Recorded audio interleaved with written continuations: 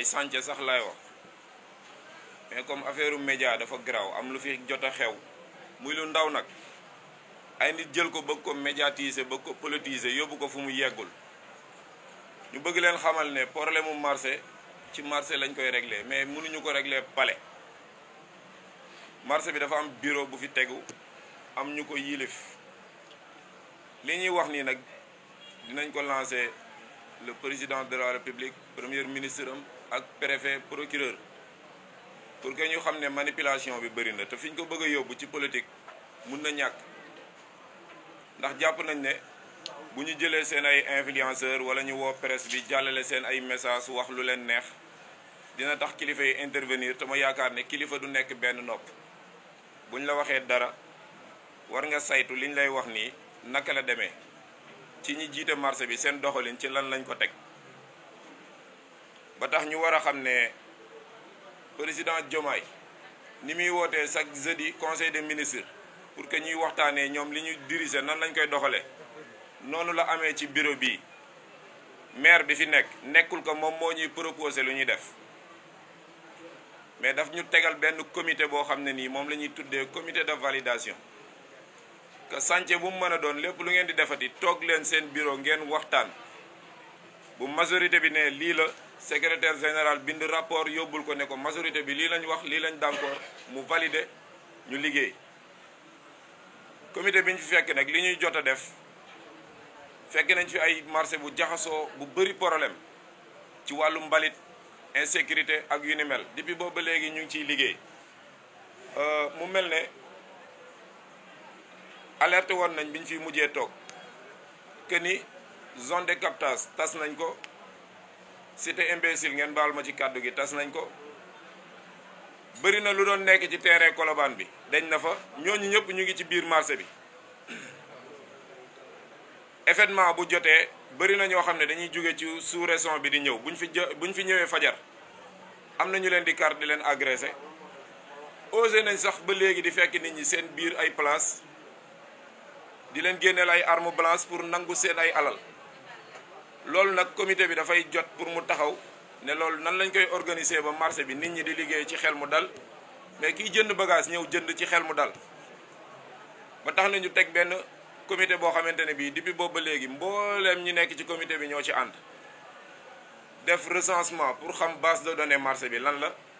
fexe tamit lancer appel d'offre ci 7 sociétés de gardiennage yoo xam ne nii bokkuñu ku ci nekk ñu xam lan mooy sa capacité bu ñu paree ñu tànn ki nga xam ne wóor nañu ne li ñu bëgg ci marché bi mën na ko noonu lañ ko lancé ci 7 sociétés de mécanique yoo xam ne nii pour porte yi ñu war a defar ndax ñu ngi ci chantier bu war a defar 34 portes yi tax marché bi mën a tëju heure di tijji heure yàlla dogal na 19 pare na ci mu des leneen war nañ barbale miiru autoroute bi nii buñ koy calculer mu ngi toll ci 680 mètres société de gardiennage bi tey bu ñëwee liñ koy war di fay par weer mu ngi toll ci 3 millions 68 mille société mécanique bi nga xam ne moo war a defar 34 portes yi ñu ngi ko war a fay 6 millions 500 ñu ngi am ay travaux yu jëm ci wàllu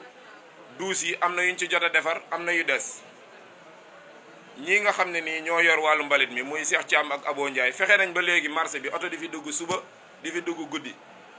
te avant ñoo ñëw mbalit mi dafi doon nekk ba dem ba dalay tiim nit ñi duñ mën a liggéey éclairage bi war nañ monter 11 projecteurs yoo xamante ne bii mooy tax mbedd central yi man di leer ci biir loolu tamit les 2 secrétaires généraux ñu ngi liggéey ak maire bi mooy projet bii ngeen di gis nii li commencé familiar ba porte Abdou Diassé naka la ñuy def ba mbedd central yi comme ni ko kilifa yi santaane ñu dégager mboolem lu nekk ci tali bi pour nit ñi di mën a dox seeni soxla ni mu waree kii wàcce bagage kii jënd kii dox soxlaam yàqu-yàqu du am ñuy xamal kilifa yi ne ñun comité de section ci ndigalu monsieur le maire ci lii lañ nekk kuy manipuler nag yaa nekk ci sa manipulation mais ñun amuñu jot boobu bu doon ay affaire politique rek man mii di wax ak yéen nii ci projet bi jàpp nañ sama ñaari booy tëj leen 6 mois ferme ñàkk nañ ci xaalis bu dul jeex pour ñu génn kon yaakaar naa buñ ko waroon teg ci ay affaire de politique rek mun nañ di jàllale waale yooyu mais yooyu taxuñu jug ñun li ñu tax a jug mooy naka la ñuy def ba marché bi baax nit ñi ñeme ko di fi ñëw mais tey koo ne Colobane mu ne la agression mu ne la sàcc léegi nag loolu dafay baax état bi ñu woo leen ci lii ñuy véhiculer depuis dem ba léegi ci internet bi benn groupe boo xamee ne nii boo leen dee calculer matuñu 8 personnes ñoo koy def fan lañ ko bëgg di defee ci parking boo xamante ne bi depuis ñu sanc marché bi ba léegi parking la mës a doon lan moo taxoon ñu bàyyi ko fa mooy ñi nga xam ne yor nañ place di xëy suba ba ngoon ñu am fu ñu gaare du ñu gaare ci buntu place jàmbur du ñu baare tali bi moto bi nga xam ne day wàcce bagage bu ñëwee taxaw foofu wàcce pousse-pousse bi wàcce bagage bu ñëwee wàcce waaye léegi naka nga mën a amee doole wu yow dem ba siin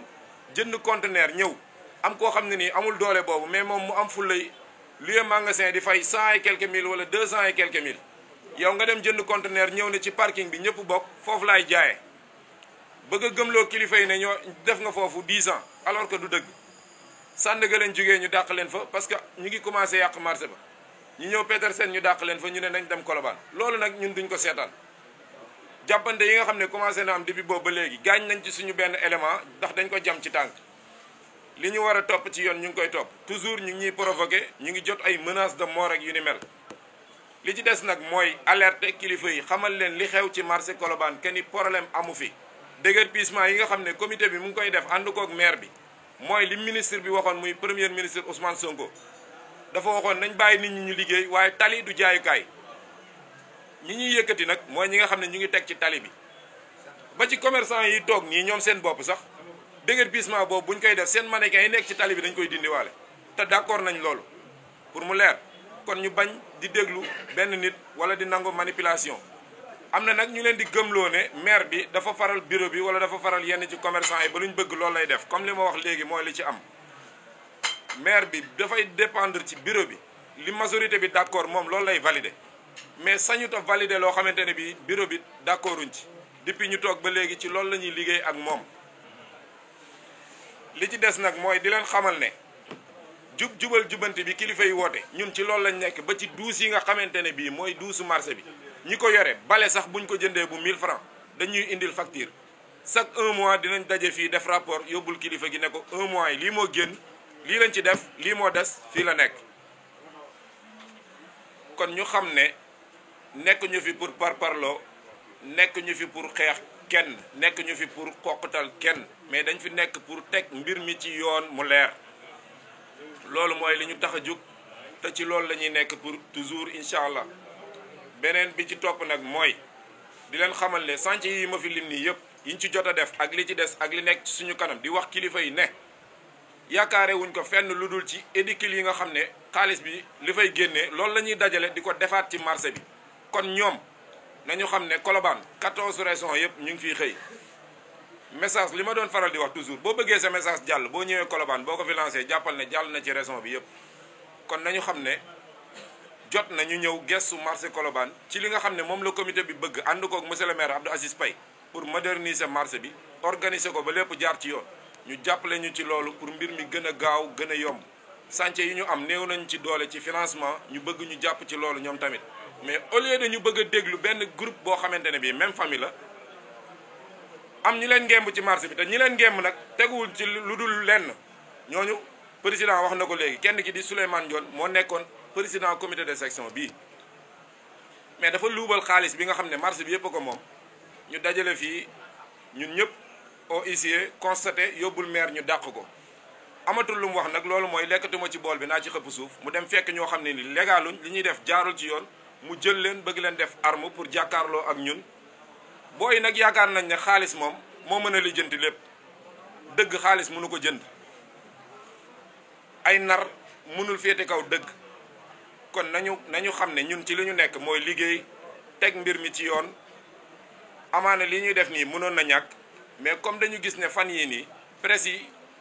influenceurs yi dugal nañ leen ci marché bi ñuy jàllale information yoo xam ne bu ko kilifa yi déggee dinañ ne Colobane reyante am na fa wala coow am na fa ba ñuy wax sax waxu bureau bi nañ ko tas te alors que demeewul noonu moo waral ñuy def lii buñ ci jógee nag amaana dootuñu am jot bi ndax dañu am ay chantier yu ñu entamé nekk ci am yu pare am yu bëri yu des te loolu lañ fas yéenee concentré wu xool ci nan lañ koy organiser ba marché bi mbooleem koo xam ne nii amoo woon fitu ñëw fi buñ ci paree sa xel dina dal nga mën fii ñëw heure bu mu la neexee Il y a eu des problèmes. Vous avez entendu en travers les médias, il y a certains riverains qui étaient dans le marché, dans l'anarchie, qui voulaient faire leur forcing pour essayer d'intimider les gens, pour qu'ils puissent parvenir à faire un sale boulot au détriment des commerçants du marché. Le comité est là pour sécuriser tout acteur qui travaille dans ce marché. Nous portons garant pour essayer de les protéger. Lorsque nous avons vu ces gosses-là vers le ramadan, le maire a dit, après le ramadan, vous pouvez sortir dans le marché. Mais après le ramadan, ils ont fait une forcing. Hier, ils sont venus, ils ont insulté toute la bureau, tout, pour essayer de créer une bagarre. Mais ici, il n'y a que des responsables. Nous sommes vaccinés et mûrs. Parce que si on avait une équipe qui gère cette marché, c'est pas pour rien, on gère la comité de gestion. Là, le délégué général est là. Les commerçants, ils ne pouvaient pas aller en Chine, comme les gosses. Eux, ils achètent les deuxième main vers les shopping. S'ils viennent au niveau de leur parking, si tu vas par exemple dans ton magasin, le commerçant qui a acheté son magasin à 20 millions, 30 millions, qui a des emplois à payer,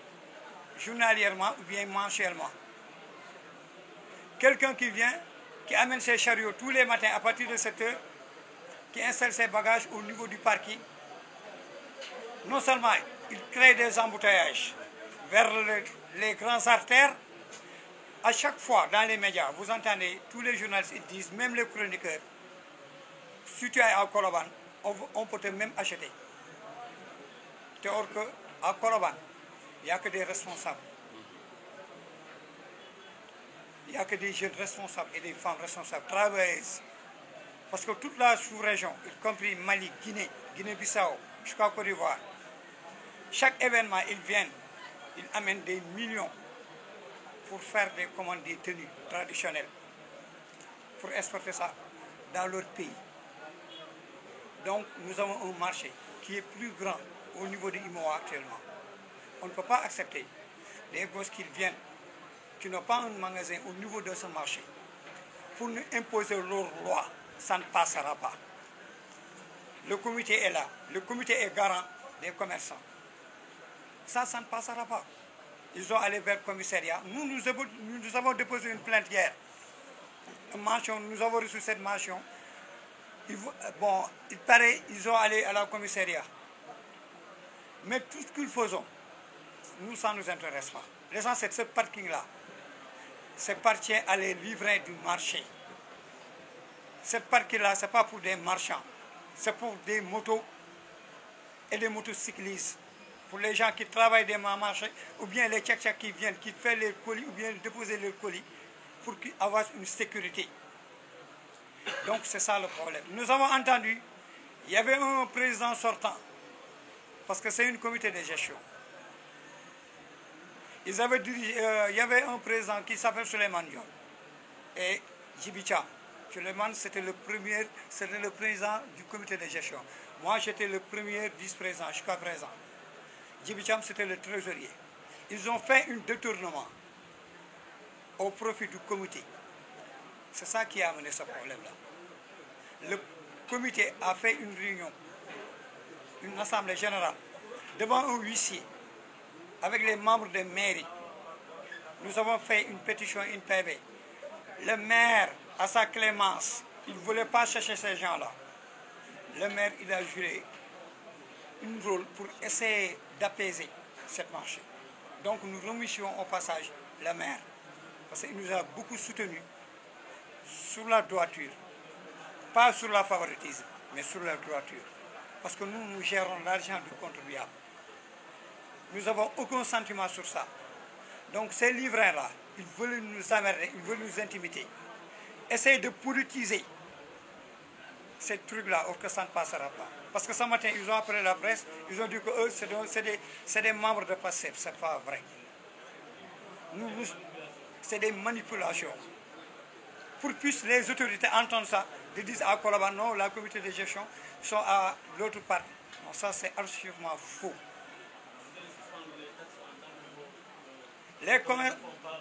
Évidemment, les commerçants, ils ont gardé leur taxe municipale qu'ils payent. Depuis 3 mois, ils ont bloqué ça. Mais c'est normal, jusqu'à nouvel ordre. Donc, c'est ça le problème. L'objectif du point de presse, c'est ça seulement. Nous voulons éclairer l'opinion nationale et internationale pour qu'ils sachent qu'à Colobane,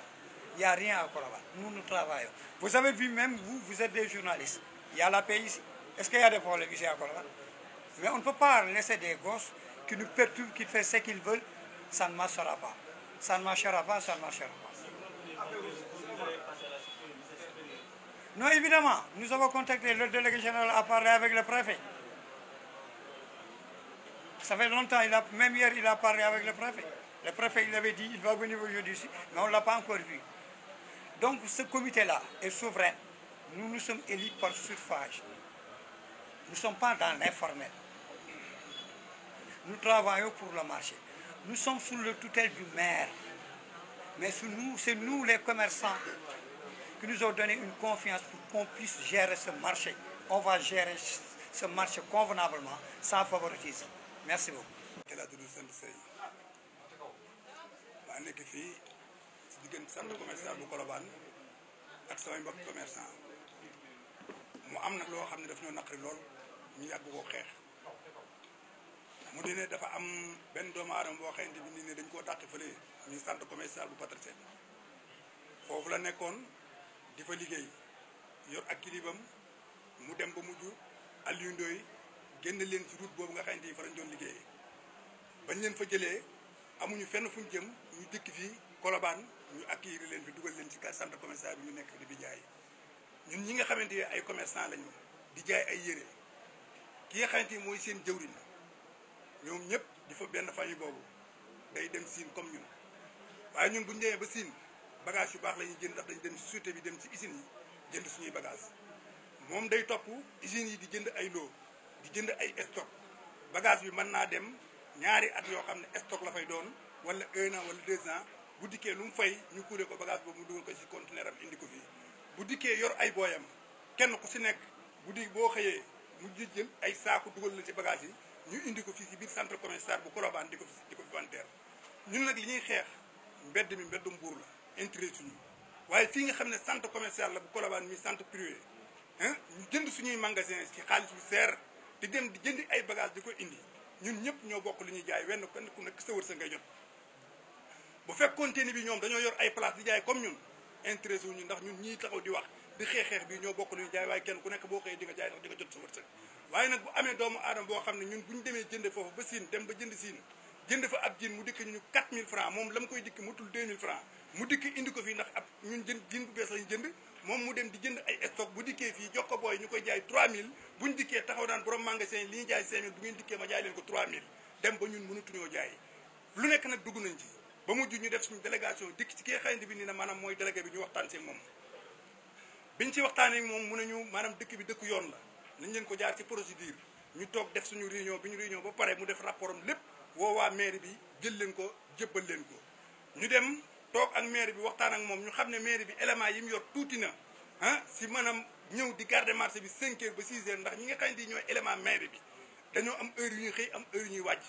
à plus tard 8 heures wala 9 heures la ñuy xëy si te boo yooyu 5 heures dañuy xëy dugg si biir marché bi avant 8 heures rek lu si bari jaay nañ ko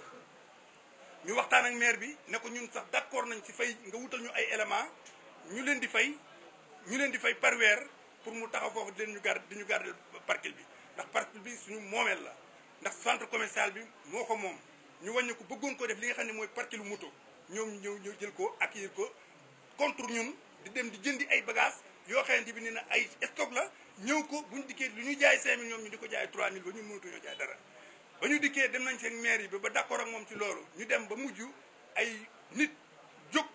ànd ak booy yooyu di leen ngemb di jëflanteeg booy deflante booy xeex bi dem ba mujj booy dellu ci waat di ko fa teg jàkkaarloo ak ñun ñuy procédure bu nekk jaar nañ fa dem nañ ba mujj li nga xam ne mooy taxi bi ñu am diggante ak mairie bi ñu ne dañ koy téye dootuñu fay taxi li fii lii kiiwut ndax ñun dañuy fay suñuy patente di fay suñu abonnement di fay suñu lépp nit jóge fële sa àll ba dikk teg ay bagaasam naan lu borom magasin yi di jaay nangam dinaa ko jaay 3000 nit ñëpp dañuy dem ba mënatuñoo gis kenn mu am ay doomu aadama yoo xamante bi nii ne dañoo dem gisante ak ay nit ci ay surveillant ay nit xaw ma lu ñu lëkkaloog ñoom bañ bàyyi leen fa may leen battement ba korte gi jàll keroog ba ñu korte gi ñun ñi nii lañu rombe ñun commerçant yëpp korte gi dañu rombe nii ndax ñoom nii ñuy war a seen i moto di gàddu seen i bagage dañu romb dem ba buñ ci dañuy ñaawal si ki ñun mënuñoo jaay bañ demee nag ba sës la ñu def mooy lan dootuñu fay teggi suñ tànk ci fay ba ñu mbir mii ñu réglé ko procédure yi ñu war a jaar yëpp nag jaar nañ ci te mën nañ koo jëflanteeg ñun ndax bu ñu fekkee benn famille boo xamante bi 5 lañ wala 6 wala 7 ñun bañ a wàccu loi la waaye bu ñu xëyee ñun borom place yi dikk taxaw sa parking ba jëflanteeg ak ñoom kenn du ko fa teg waaye nag li tax defuñu ko mën ko dañoo jóge jaar ci ay procédure jaar ci loi ba pare bu ñu demee nag ba àdduna bépp yëg ko gouverneur yëg ko préfet yëg ko ñëpp yëg ko bu ñu seetaanee ëllëg lu xew fii ci Colobane ci ñoom la